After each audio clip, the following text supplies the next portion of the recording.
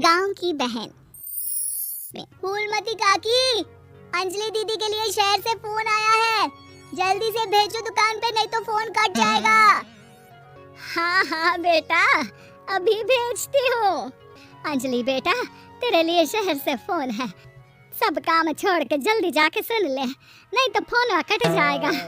हाँ माँ, अभी जाती हूँ, जरूर मीनाक्षी दीदी का फोन आया होगा। हाय अंजलि। नमस्ते दीदी, मेरा मतलब हाय, कैसी हो आप? यहाँ तो सब ठीक है। मामा मामी कैसे हैं? तू कैसी है? मेरे तो एग्जाम्स होने वाले हैं, हर रोज कॉलेज जाना पड़ता है, lectures, extra classes, private coaching. ओ मैं तो इतना थक जाती हूँ, क्या बताऊँ। आपकी कॉलेज वाली बहन जी आपको इतना पढ़ाती है, तो घर कब जाती हैं आप दीदी? अरे नहीं नहीं, ये सब सिर्फ मेरी प्रोफेसर नहीं पढ़ाती, मैं अलग से दूसरे टीचर्स के पास भी पढ़ने जाती हूँ। दीदी फिर तो आप बहुत थक जाती होगी ना, आप ना पैदल मत जाया करो, टांगा ले लिया करो दीदी। नहीं मेरी भोली बहन, ना मैं पैदल जाती हूँ, ना ही यहाँ टांगा मिलता है, मैं बस से जाती हूँ और थोड़ी दूरी के लिए रिक्शा ले लेती हूँ। सच्ची? वहाँ पर टांगे नहीं बस चलती है?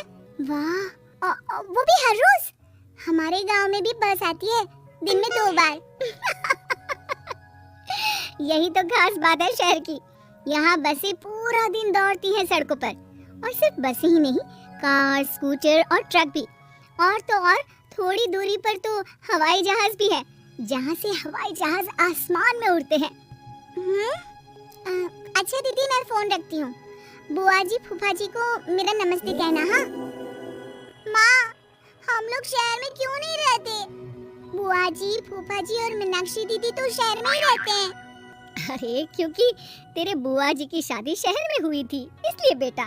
शादी से पहले वो भी तेरे पापा और दादा दादी के साथ गांव में ही रहती थी। तो फिर माँ, मुझे शहर भेज दो ना, मैं भी शहर देखना चाहती हूँ।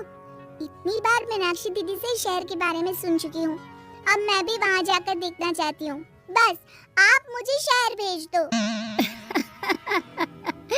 ठीक है, इस बार गर्मियों की छुट्टियों में कुछ दिन रह आना शहर, अपनी बुआ के घर। अब तो खुश ना? हाँ माँ, बहुत खुश। आप देखना मैं शहर जाके कितने मजे करती हूँ। अंजलि अगले दिन स्कूल जाती है और वहाँ अपने सारे दोस्तों को अपने शहर जाने की बात बताकर चिढ़ाती है। अरे श्रद्धा, शीतल, सरोज, तुम लोग इन गर्मियों की छुट्टियों में कहाँ जा रही हो? एकादशी वाले गांव के मेले में। हम तो दूसरे गांव में नानी के घर जाएंगे, उनका घर नहर के किनारे है, बड़ा मजा आएगा। हम इस बार कहीं नहीं जा रहे, बल्कि हमारे घर में रहने के लिए मेहमान आएंगे। और तू? अरे मेरा क्या है, मैं तो बस पास वाले शहर जा रही हूँ, अपनी बुआ जी के घर, वहीं रहूंगी कुछ दिन। तुम लोग चिंता मत करना, मैं चिट्ठी लिखूंगी तुम सबको वहाँ से।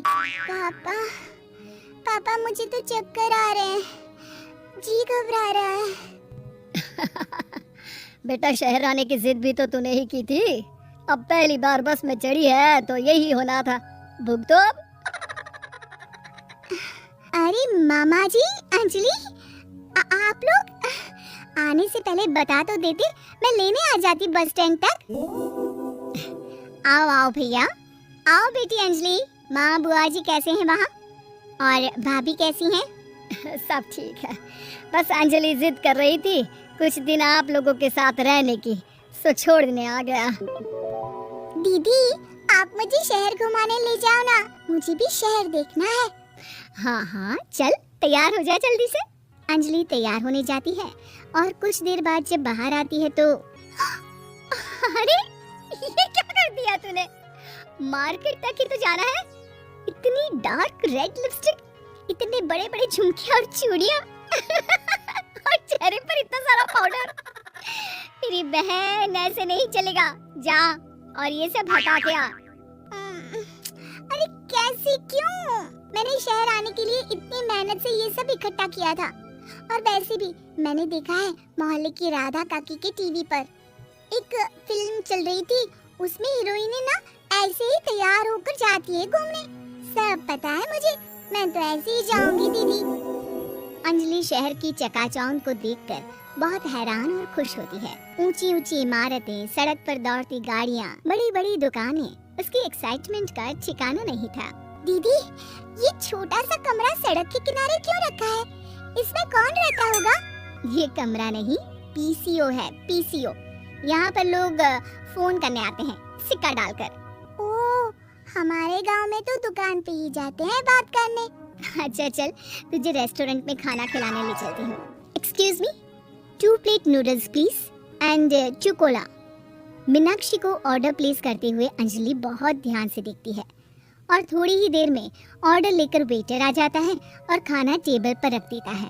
अरे, ये लंबी लंबी सेवइयाँ खाते कैसे हैं दीदी? और इसके साथ कोई अचार, प्याज, मूली कुछ भी नहीं दिया, बस ये छोटा सा पेट खुजाने वाला दे दिया है।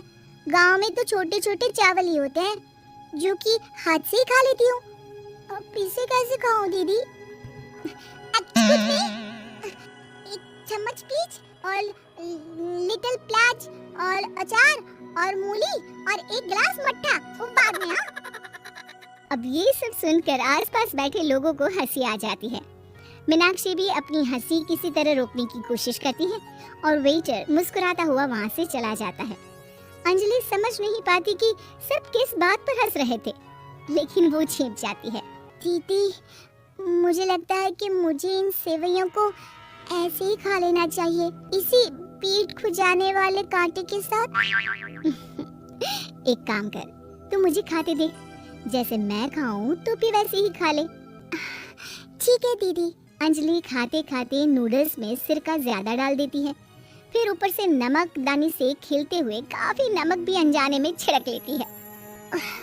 अरे, ये क्या क्या खा लिया? अरे हाय हाय, कितना कड़वा है। पानी, पानी, ये काला शरबत ही पी लेती हूँ। और जल्दबाजी में अंजलि जल्दी जल्दी कोला पी लेती है, जिससे उसके नाक में झंझनाहट होती है। दीदी, मुझे ले चलो यहाँ से, मैं ये सब शहरी खाना नहीं खा सकती। अब शर्म के मारे मीनाक्षी अपनी बहन को वापस घर ले जाती है और कहती है कि देख अंजलि, माना कि शहर और गांव एक दूसरे से बहुत अलग है, लेकिन इसका मतलब ये नहीं कि हमेशा शहर ही बेहतर हो और उस वजह से हमें वो सब करना पड़े जो हम नहीं कर सकते। शहर में सहूलतें तो हैं ही, पर चुनौतियाँ भी हैं। हम जहाँ भी रहें, हमें कभी अपने आप को कम या ज्यादा नहीं समझना चाहिए। हर किसी भी नई जगह में ढलने में समय लगता है, उसके लिए तुम्हें दूसरों की नकल करने की कोई जरूरत नहीं है। बेटा, घूम लिया शहर या अभी और घूमना है? नहीं पापा, मैं अपनी गलती समझ गई हूँ, आप गांव ही ले चलिए मुझे।